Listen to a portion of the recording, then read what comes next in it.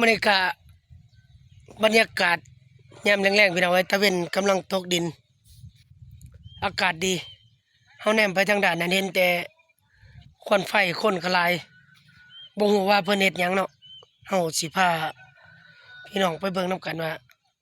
เพิ่นเฮ็ดหยังพี่น้องเอ้ยไปบรรยากาศอยู่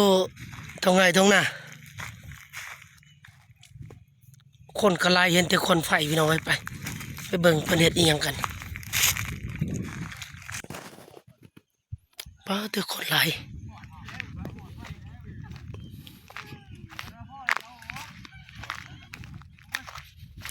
เขาท่าบรรยากาศอยู่ป่าไผ่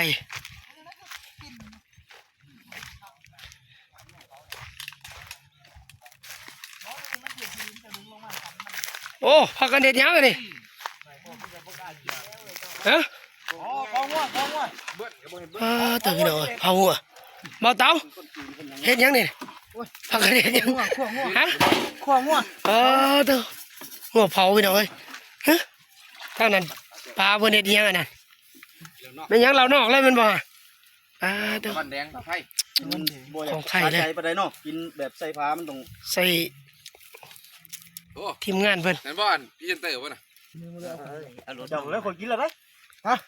เรานอกแล้วมันแดงเนาะของประเทศไทยเนาะโอ้เอาจวดทำกันพี่น้องของแกะหัวเผา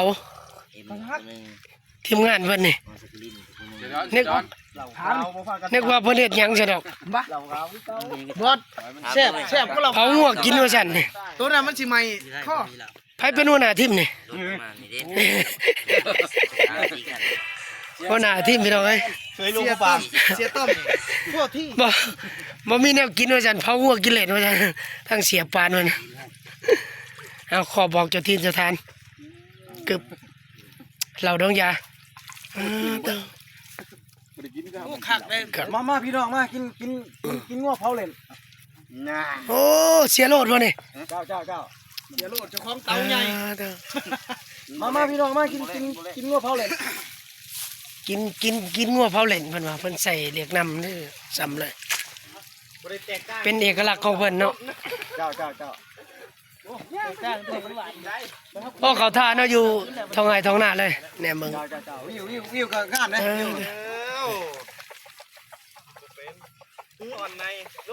อยู่สวนมักมีหมอลำเสียงเด็ดอันนี้เป็นป่าไผ่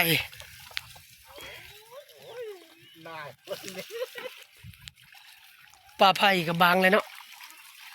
โอ้มันย่ำแรกไอ้ลุงเพิ่นบักเอาไปน้ำเลยเรือบ่หลาย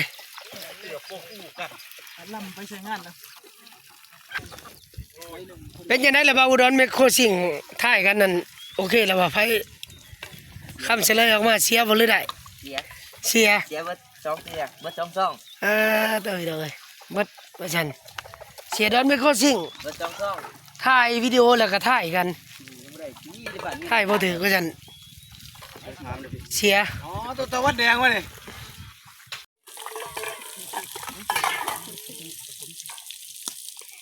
หอมคือดอกซากุระกุเละนี่มาพี่น้องกินงัวเผาน้ำกันแซ่บเสียปานมาจัดให้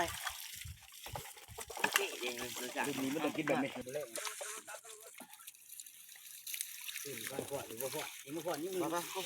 โอ้แตกเบิดเลยนะฮะพ่อเราว่าจักคือแตกเบิดเลย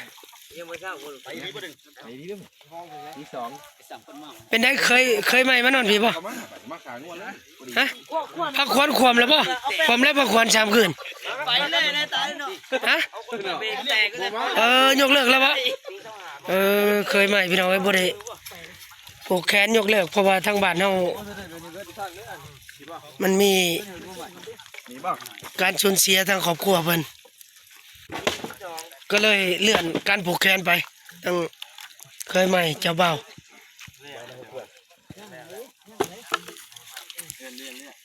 เลื่อนไปนัดมือใหม่หมดแล้วเนาะแล้วเวียกแล้วงานเนาะแล้วเวียกแล้วงานจังสิได้แต่งดองผูกแขนเพิ่นตั้งเคยใหม่ผู้เสือแดงๆคนพี่น้องเอ้ย เพราะว่าทั้งครอบครัวเพิ่นได้สูญเสียผู้ที่สำคัญเนาะทั้งแม่ใหญ่เพิ่นเสียชีวิตก็เลยพวกลูกหลานก็มาเผาหัวไปในงานศพแม่ใหญ่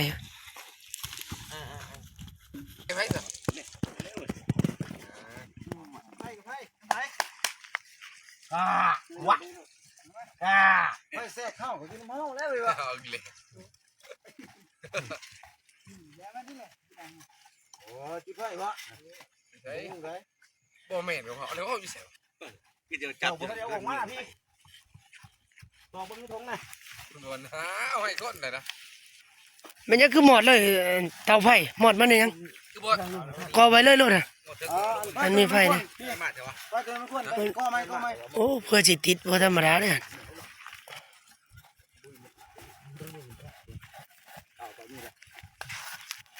ซอยกันขู่ซอยกัน โดนอาบน้ำแล้วบ่ โอ้มันดังไฟกองหนึงอยู่พี่ ใช่เพราะว่าดุงจะได้หม้อมันส่งหม้อเลยนะ เคยใหม่โอ้เนาะถือว่าเลื่อนไปอีกได้เนาะบ่ทันได้ฮู้มือแล้วบ่ยังแล้วงานเนาะแล้วเวียกงานไม่ใหญ่เนาะ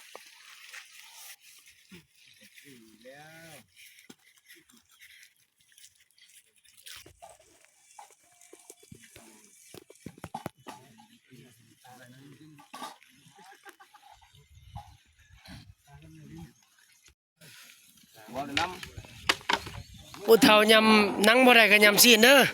บ่คือผู้หนุ่มเพิ่นเด้ผู้หนุ่มเขายำหนังก็ได้คันไผยำหนังได้ก็ถือว่ายังหนุ่มยังน้อย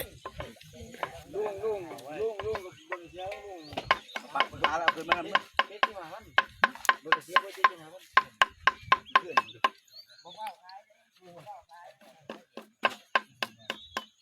ได้เหล่าตะวันแดง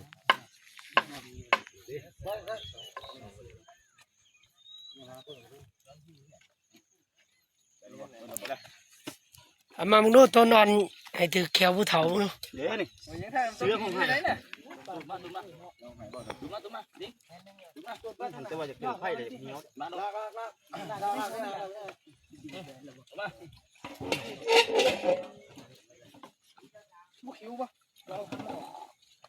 โอ้ยคิวเป็นขาคอได้ยังไง หมกบกเดินหาบ่เขาเอิ้นหยังก่อนเสื้อของไห้นี่บ่แม่นบ่ครับคนไทยเขาเอิ้นเสื้อของไห้บ่ ตัวนี้แปมของใหม่เด้อตัวนี้นี่แปมของ โอ้โมนี่เอาลิ้นสดๆเลยเนาะเอาแม่ไหม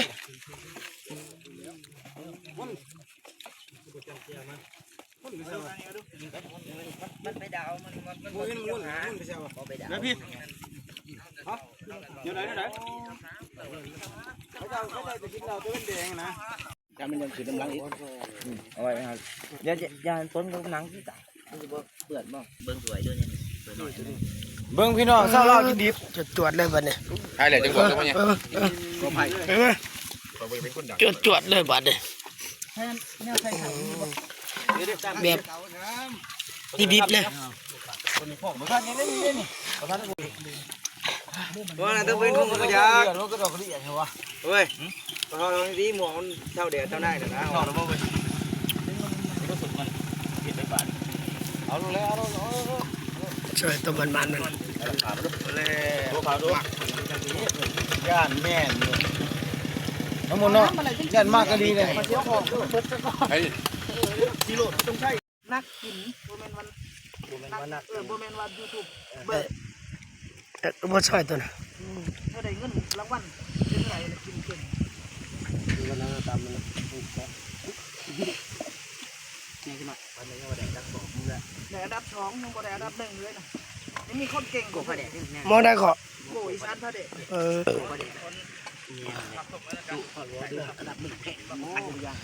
อ ย่างย่างสิแล้วย่างสิ เอาเบิ่งดูบาวอุดรจุเบิ่งดู เผาได้แม่นมันงัว เข้ามาตับมันบ่ได้เข้าไป งัวเผา ตอนดัง บ้าข้าวนะบ่ติด จอนมามันเป็นปีต้องหารถน่ะมันเป็นรุ่นแก่ๆจังบ่คือได้เงินได้เลยมันเป็นตุ๊กมันบ่ได้ออกเลขจับสร้างกองนะกูเองกูยังบ่ได้เชื่อตะของเองนี่งั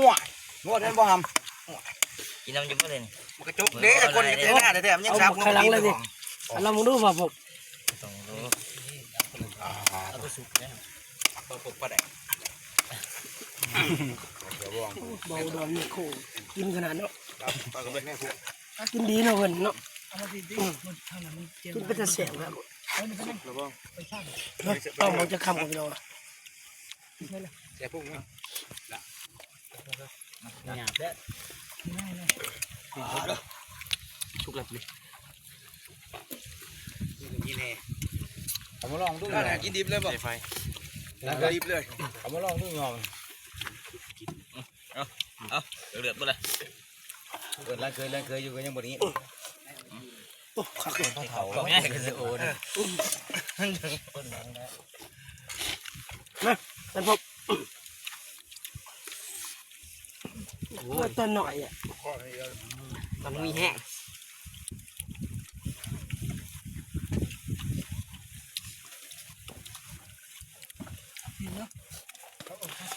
อะไรเลือดย่องยังไง ให้กินมามิงบ่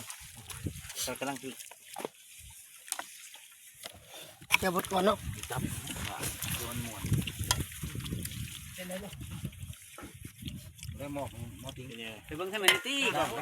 รอเบิ่งแต่ละคน มาแบบนี้นะ ไอ้โลดกิน ยาวลาย ใส่หนาไอ้โลดนี่ เลือดแดงไร โอ้ยเลือดบ่เห็นเลือดบ่ได้